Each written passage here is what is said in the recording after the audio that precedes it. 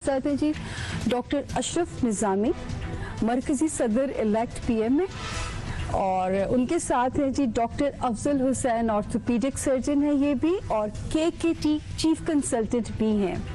उनके साथ हैं जी डॉक्टर अब्दुल्ला फारूक, ये भी ऑर्थोपीडिक सर्जन है। ये हमारा एक पैनल है डॉक्टर साहिबान का।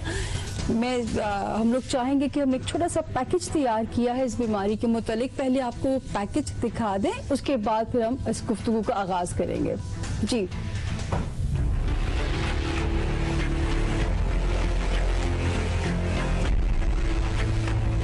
ऑस्टियोपोरोसिस हड्डियों की एक ऐसी बीमारी है जिसमें हड्डियां कमजोर और भुरभुरी हो जाती हैं। इस बीमारी से हड्डियों की साख्त और मजबूती इतनी मुतासर होती है कि थोड़ी सी ठोकर लगने से हड्डी टूट जाती है।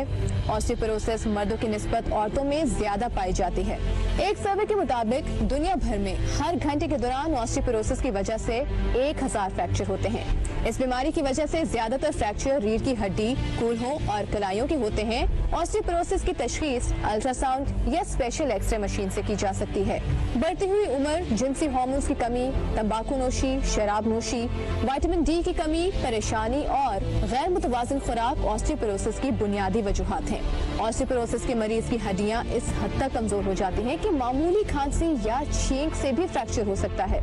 ऑस्टियोपोरोसिस का जहां अद्वियात, मुतवाज़िन खुराक, विटामिन डी और दूध के इस्तेमाल से इलाज किया जा सकता है, वहीं वर्जिश और एहतियात से इस मर्ज के नुकसानात से बचा भी जा सकता है।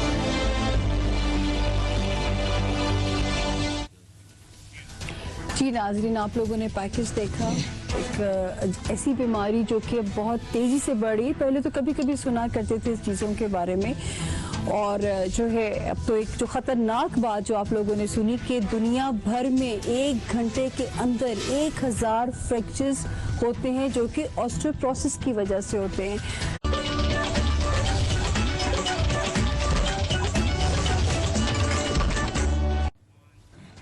जी वेलकम बैक नाजरीन, दूध पत्ती और ख़बर में आपको फिर से खुशामदीद। तो डॉक्टर अफजल हुसैन साहब से हम डिस्कस कर रहे थे। सर, एक मतलब पहले ऑर्थराइटिस का नाम सुना करते थे और एकदम ऑस्टियोपोरोसिस जो है वो एक सामने चीज़ आ गई है। ये होती क्यों है? कि ये तो नहीं कि ऑर्थोपेडिक सर्जन जो है वो ये कॉम्प्लिकेशंस खुद से तो नहीं पैदा, मैं आई एम सॉरी माजरत के साथ सवाल कर रही हूँ, लेकिन जो है इसकी क्या वजह क्या है ना, क्यों हम ऑर्थोपेडिक बन गए, नए नए नाम निकाल दें, लोगों को कंफ्यूज करें, है ना। मैं इल्जाम नहीं लगा रही, मैं माजरत के साथ सवाल कर रही हूँ। जी सर, कई दफ़ा ऐसा इत्तेफाक होता है वैसे कि कभी हमें लगता है जब मरीज को देख रहे हो तो ऐसा महसूस होता है कि वो जिस तरह हमसे नाराज़ होता है तो हमें कहना पड़ता है कि भाई आपकी बीमारी में हमारा क्या कसूर, आप तो घर से आए थे, मैं तो आपको पहले जानता भी नहीं था।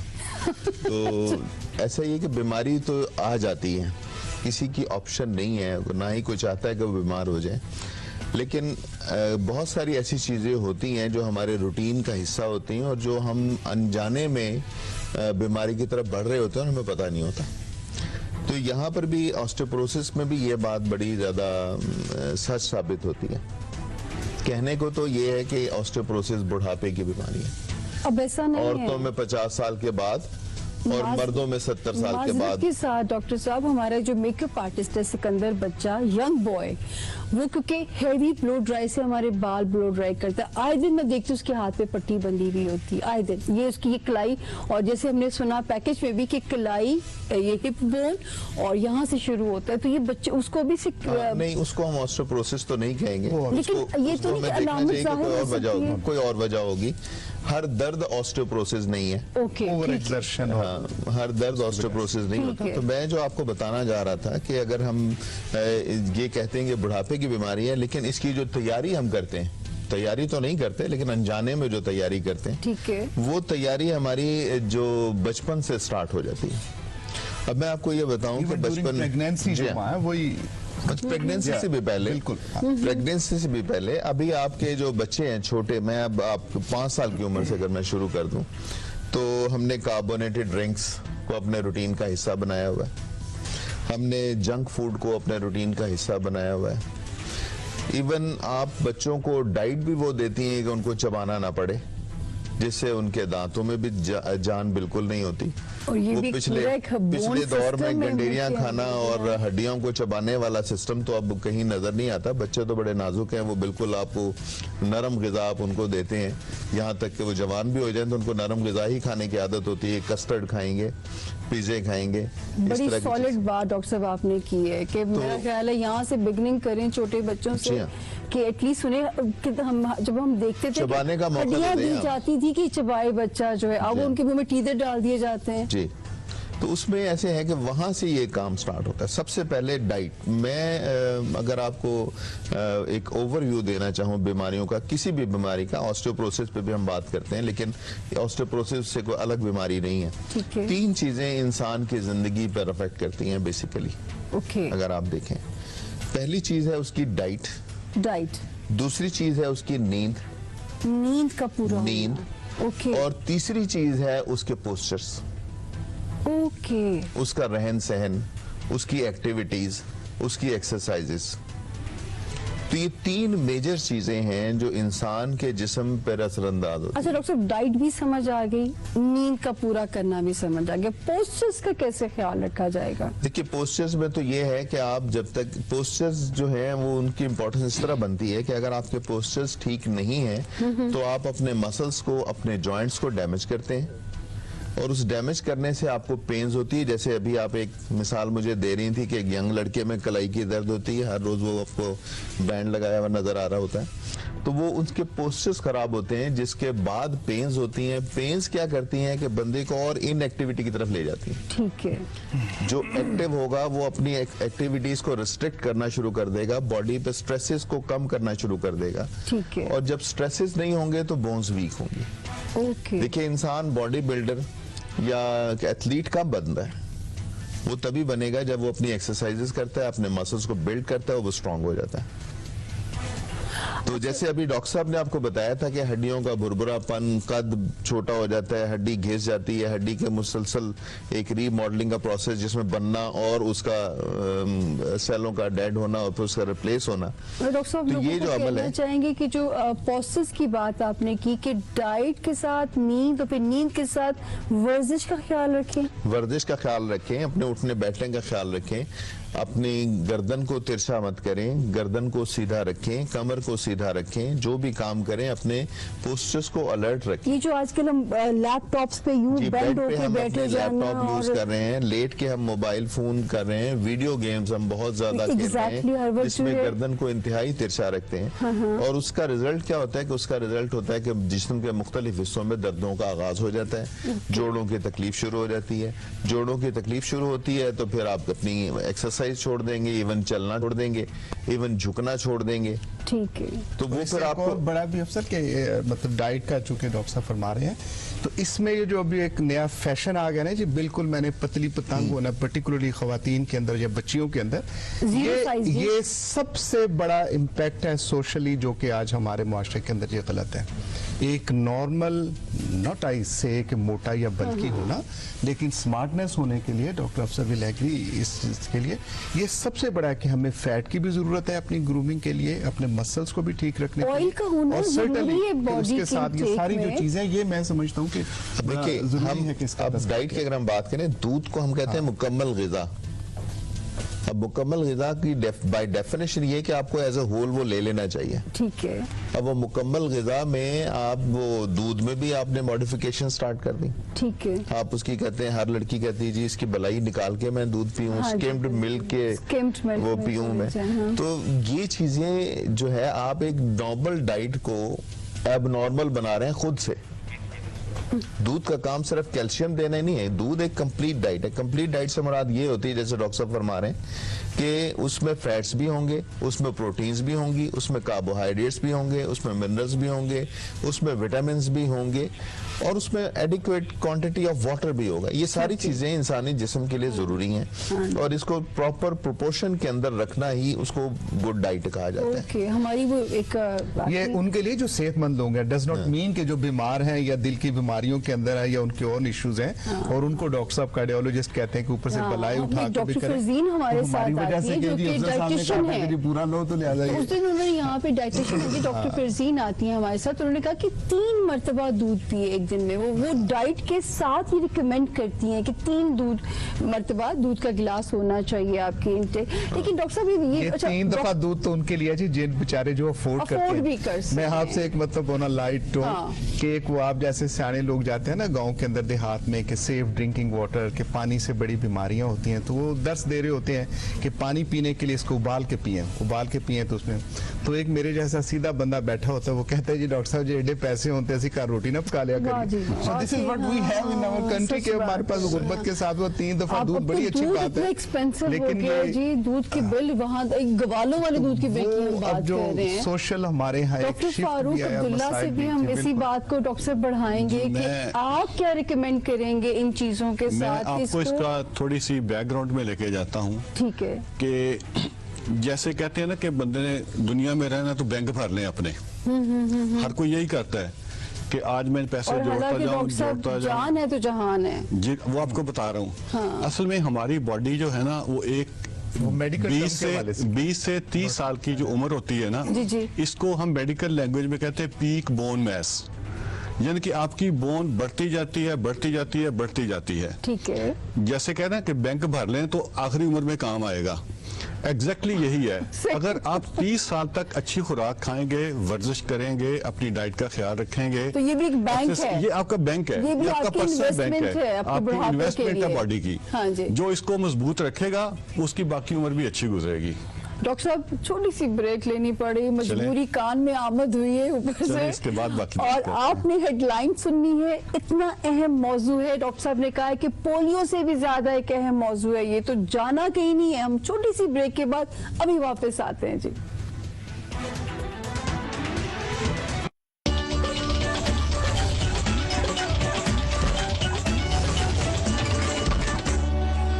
आगे बढ़ाएंगे कि बड़ा आपने बात कर रहा था कि आपका जो बॉडी बोन बैंक है इसको भरें।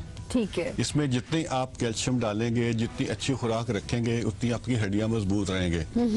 और अगर ये नहीं करेंगे तो मुझे एक शेर याद आ रहा है कि लक्कों निकली पीड़ ते लोकी कहंदे चुक, लक्कों निकली पीड़ ते लोकी कहंदे चुक, गल लेके मोहम्मद बख्शा कहानी गई है मुक।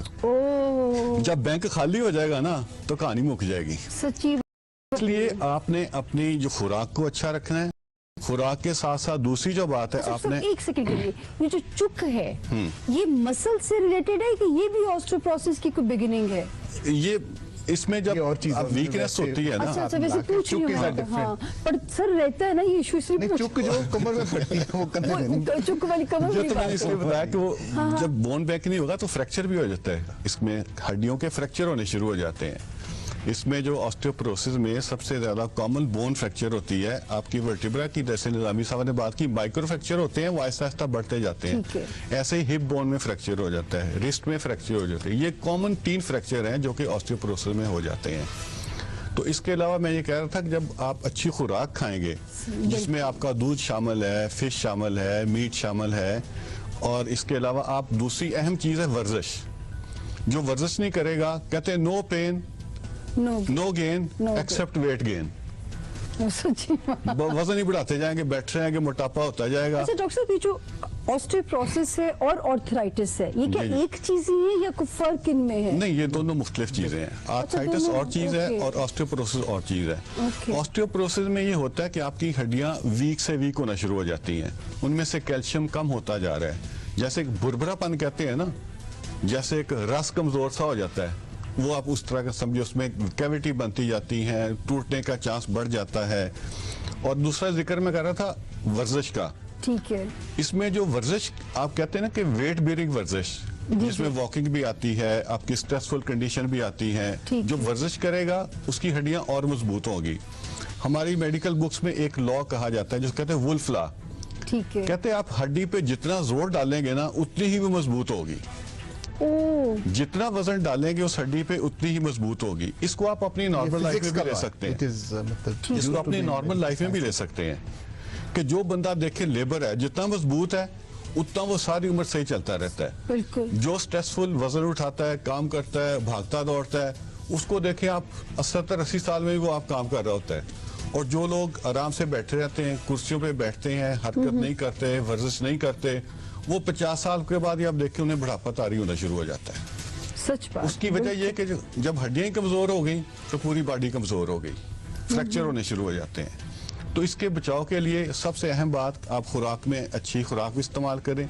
इसमें कैल्शियम का इस्तेमाल जो है ना, सर ये जो सप्लीमेंट्स होते हैं ये भी इलाज होते हैं इसमें? सप्लीमेंट अगर अच्छा, उसमें आप उसके कंटेंट देखें, अगर उसमें कैल्शियम है, विटामिन डी है तो आप ठीक है। रिकमेंड करेंगे कि सप्लीमेंट्स लिए जाए? वो सप्लीमेंट के कंटेंट देखने पड़ते हैं, मार्केटिंग के लिए नहीं, सिर्फ नहीं, कि क्या हाँ, क्या होता है, ठीक है। उसमें आप देखें कि उसके कंटेंट क्या है, ये सबसे अहम बात है। और ठीक बेहतर ये है कि आप किसी प्रेस्क्रिप्शन किसी क्वालिफाइड डॉक्टर से डॉक्टर से लें लें। जो कि उसकी सप्लीमेंट के कंटेंट्स को समझता है। ठीक है। वो अगर देता है तो फिर ठीक है, अगर वो वैसे ही मार्केट में तो बहुत सारी चीजें अवेलेबल हैं, वो देखिए अगर आपको उसमें कंटेंट अच्छे नहीं है तो फिर उसका फायदा कोई नहीं होता। टेंशन भी इसका है कॉज, एक जो है टेंशन, जो आजकल स्ट्रेसफुल जिंदगी है। टेंशन तो हर चीज की बेस बन जाती है ना। टेंशन ये है कि आप उठेंगे नहीं, काम नहीं करेंगे, हरकत नहीं करेंगे, खाए पिएंगे बिल्कुल, हाँ नहीं, जी। तो बात वहीं पे आ आज आप जाती है। एक्सरसाइज करें, हैप्पी हार्मोन्स पैदा होने शुरू हो बिल्कुल। जाते हैं कि अभी जो जब stress- मैं आपके इधर हॉल में एंटर हुआ था तो आपकी वो मैडम जो एक्सरसाइज करवा रही हाँ थी वो जी। कह रही थी कि पेट जब बड़ा होता है ना तो आपकी कमर पे प्रेशर डलता है उसका। ठीक है। तो ये भी डॉक्टर अफजल साहब भी बता रहे थे कि पोस्चर, ये भी आपके पोस्चर पे इफेक्ट करता है। जो बैठेगा, मोटा होगा, वर्जिश नहीं करेगा, उसकी हालत भी खराब से खराब तर होती और है। पैर भी सर कितना लिमिटेड बोझ उठा सकते हैं ना, छोटी सी हड्डियां, पैरों के अंदर सबसे मुख्तसर हड्डियां होती हैं। बिल्कुल सही पर बात वो है। इतना वजन बेचारे कैसे नी उठाएं? जॉइंट पे प्रॉब्लम आना शुरू होता है वेट की वजह से। बिल्कुल जी। डॉक्टर साहब अब बताएं कि डॉक्टर अच्छा, फारूक असल- अब्दुल्ला साहब की बात को आगे बढ़ाएं आप। जी, ये मतलब बड़ी अच्छी बात है और उसमें मैं इसी बात को आगे बढ़ाऊंगा कि मेरे जहन में जब ये अब्दुल्ला साहब बात कर रहे थे तो एक ख्याल आ गया कि आर्टिफिशियल चीज जो इंसान बनाता है उसमें और अल्लाह की बनाई हुई चीज जो कि हम इंसान हैं उनमें एक बड़ा वाज़ेह फर्क है। आप इंसान की बनाई हुई चीज को जितना यूज करते हैं वो उतनी उसमें वियर एंड टीयर बढ़ता है और वो डैमेज होती है। बिल्कुल सही बात। अल्लाह की बनाई हुई चीज को आप जितना यूज करते हैं वो उतनी ही बढ़ती है। वाह जी वाह।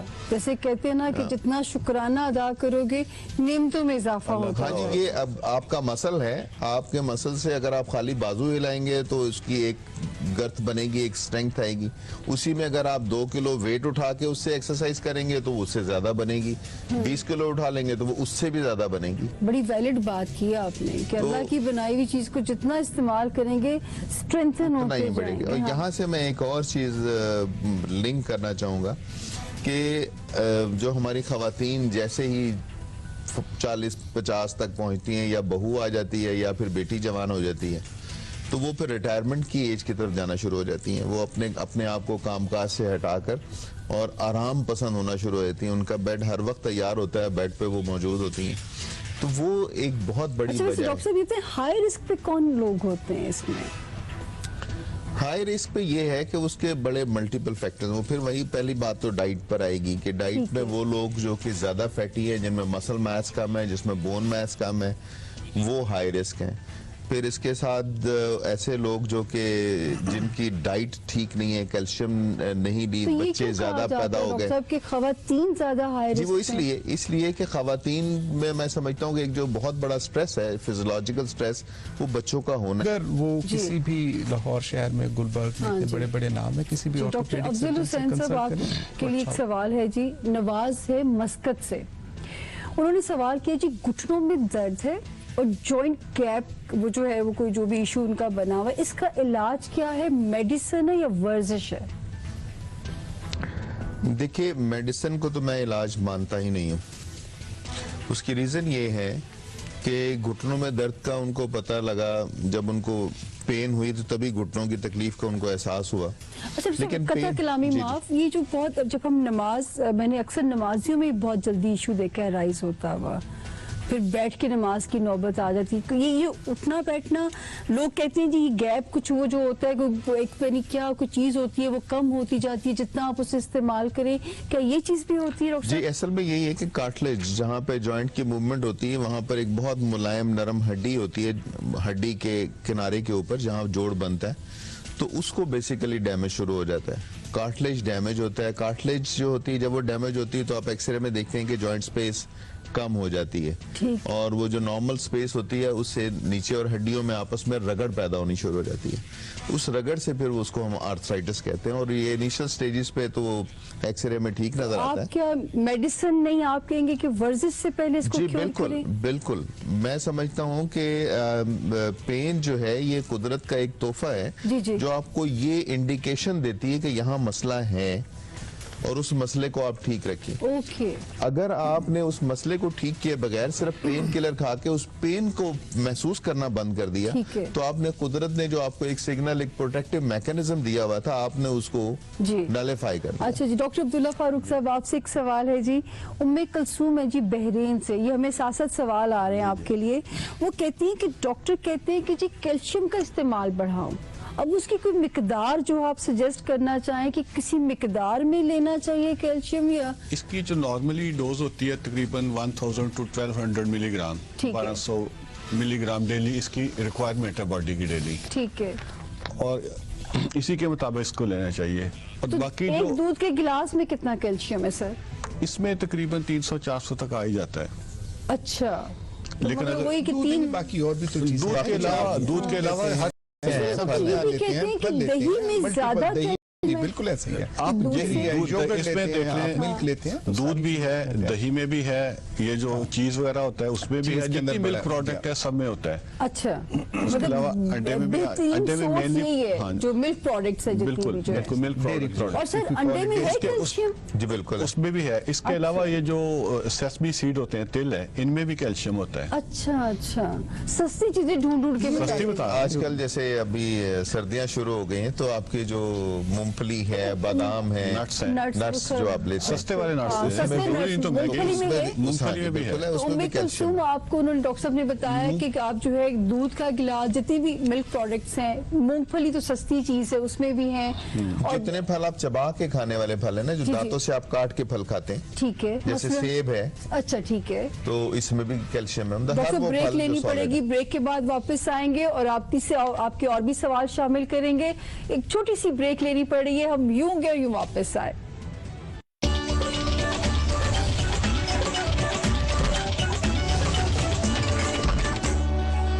Welcome back. हमारे साथ रहने के लिए बहुत बहुत शुक्रिया।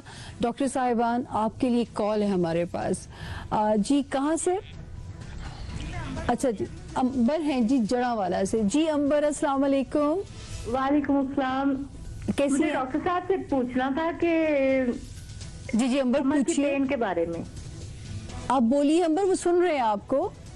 जी मतलब मेंसेस के स्टॉप होने की वजह से ना कमर में पेन स्टार्ट हो गई। 30 एज है और पहले मेंसेस स्टॉप हुए थे, उसके बाद मेडिसिन लेने से मेंसेस आ जाते थे, लेकिन वो मसला वो हल नहीं हुआ, लेकिन कमर में पेन शुरू हो गई। हार्मोन अब इशू। पेन जो है उसकी वजह से टेम्परेचर भी होने लग गया। जी डॉक्टर हेलो। साहब। जी जी बिल्कुल सुन लिया। अब अपना जवाब एज बताइए जिन्होंने। आपकी बहुत कम एज है और 30 एज है, 30 एज, हाँ जी। 30 की एज में ये मसला पैदा होना, तो मेरा तो ख्याल है आपको इन्वेस्टिगेट करवा लेना चाहिए अपने आप को पूरी तरह। पहले तो आप अपनी गायनेकोलॉजिस्ट को दिखाइए कि कोई हार्मोनल इश्यूज अगर हैं तो उसको डील करें। अगर उसके बावजूद भी आपका ये मसला हल नहीं होता तो फिर आप अपनी कमर का चेकअप करवाइए। और बाज़ औक़ात कमर के मर्ज के साथ भी ऐसे मराइज पैदा हो जाते हैं, तो अगर आप कमर का इलाज करवा लें और उसको भी डायग्नोज करवाएं, मतलब ये है कि आपका मसला मुझे किसी एक लोकलाइज एरिया का नहीं लग रहा, ये काफी जनरलाइज सा मसला है जिसमें मतलब इतनी अर्ली एज में मेंसेस का रुक जाना, बुखार का भी होना और फिर उसके बाद इसका pains मतलब का है भी कि होना। आपको डॉक्टर को तो दिखाना आपको पड़ेगा। बड़ा मतलब मैं यहाँ पर बैठ के कोई एक सजेशन आपको शायद नहीं नहीं दे दे सकता, सकूंगा बिल्कुल। लेकिन ये जरूर कह सकता हूँ कि गायनेकोलॉजिस्ट और फिर उसके बाद ऑर्थोपेडिक सर्जन, जिसको आप अपनी बैग जरूर चेक करवाइए। बिल्कुल। अगर तो ये सिर्फ इसके बगैर ऑर्थोपेडिक्स भी हैं, प्लीज जाइए और बच्चों अपने के बच्चे डॉक्टर को हैं, जी, मॉनिटर बच्चों जरूर के डॉक्टर करवाइएगा। हैं, जाके पहले। जी कॉल है जी, जी, मिसेस अमीर है जी लाहौर से। अस्सलाम वालेकुम। वालेकुम सलाम, कैसी हैं आप? अल्लाह का शुक्र जी, आप बताइए डॉक्टर से किन से बात करना चाहेंगी? मैंने डॉक्टर अब्दुल्ला फारूक से पूछना है। मेरा बेटा है 3 साल का, ठीक है। तो इसके ना टांगों छोटी हैं, बाजू भी छोटे हैं, तो इसकी हाइट भी नहीं बढ़ रही, बिल्कुल 1 साल के बच्चे की जितनी हाइट है। तो पाँव भी जरा टेढ़ा करके चलता है। मैंने चिल्ड्रन में भी ऑर्थोपेडिक्स को चेक करवाया है, तो उन्होंने भी कोई तवज्जो नहीं दी, कहते ठीक हो जाएगा ठीक हो जाएगा। मैंने काफी जगहों से इस तरह चेक करवाया है, तो किसी ने कोई सही तरीके से मुझे गाइड ही नहीं करता। लेकिन मुझे टेंशन होती है, बच्चा पाँव टेढ़े करके चलता है, बहुत बड़ी तो टेंशन ना है। उसकी हाइट है, उसकी थोड़ी सी पसली भी ऊपर से बाहर आ गई। 9 माह की उम्र में इसको निमोनिया हुआ था, तो फिर इस तरह इसको मसला है। मैं बहुत परेशान हूँ। मैंने कहा डॉक्टर साहब लाहौर के, मुझे इनका कॉन्टेक्ट नंबर मिल जाए या मुझे कुछ गाइड करे, मैं क्या बच्चे को दूँ। अच्छा, इसमें एक सवाल है कि इनको बचपन में कोई ज्यादा बुखार तो नहीं हुआ था? इसको निमोनिया हुआ था 9 माह की उम्र में, और बाज़ औक़ात होता ये है कि बुखार इतना ज्यादा हो जाता है तो फिट्स पड़ने शुरू हो जाते हैं, जैसे जर्क लगते हैं नहीं, body में। फिट्स नहीं आए इसको, तो फिट्स बिल्कुल नहीं आए थे। इसको बुखार बहुत तेज था और 2-3 हफ्ते इसको रहा है, और मैं 2 हफ्ते हॉस्पिटल में रही हूँ इसको लेके। तो इसके काफी प्रॉब्लम्स है, अभी बहुत सारे प्रॉब्लम्स हैं, तो मैं चाहती थी कि मैं आपको इसको चेक करवाती। इसमें ऐसे है कि मल्टीपल प्रॉब्लम आप बता रही हैं। एक तो है कि पाँव टेढ़े का इलाज, अगर जी, तो जी। सिर्फ पाँव टेढ़े हों तो उसका तो इलाज मुमकिन है, वो बगैर जी, जी। ऑपरेशन के हो जाता है, उसको मुख्तलिफ टाइप के प्लास्टर लगाए जाते हैं, उसका इलाज हो जाता है। जी, जी। दूसरा आपने इसका मसला बताया कि कद नहीं बढ़ रहा। कद जी। बढ़ने के लिए आप इसको इवेलुएट करना पड़ेगा, पहले देखना पड़ेगा कि इसके जी, जी। टेस्ट करवाने पड़ेंगे कद बढ़ने की क्या वजह है। तीसरी वजह होती है जी, कि जी। कोई दिमाग का प्रॉब्लम होता है, जी जी जैसे कहते हैं ना कि को पंजाबी कहते हैं सोखड़ा हो गया सी, उस जी, तरह जी। का मसला भी हो सकता है। उसमें वो बहुत सारे टेस्ट करवाने पड़ते हैं। उसमें इसको 2 डॉक्टर्स को, ऑर्थोपेडिक वालों को और बच्चों के डॉक्टर को, दोनों को दिखाना पड़ेगा। हड्डियों जी, का जी। इलाज तो मुमकिन है, कद नहीं बढ़ रहा उसके लिए कुछ तो जेनेटिक्स भी आ जाती है। जी जी अगर पेरेंट्स का कद बड़ा नहीं होता, खानदान में कुछ लोगों का छोटे रह जाते हैं। तीसरे जी। नंबर पे जब कोई बचपन में दिमागी असर हुआ हो जिससे कि दिमाग की सप्लाई कम हो जाती है, उसकी वजह से जी, भी जी। पूरी बॉडी पे इफेक्ट आ जाता है। जी तो जी ये 2-3 फैक्टर हैं, इसको देखना पड़ेगा और उसके बाद इसका प्रॉपर डिसीजन करना पड़ेगा कि क्या वजह है इसकी। जी।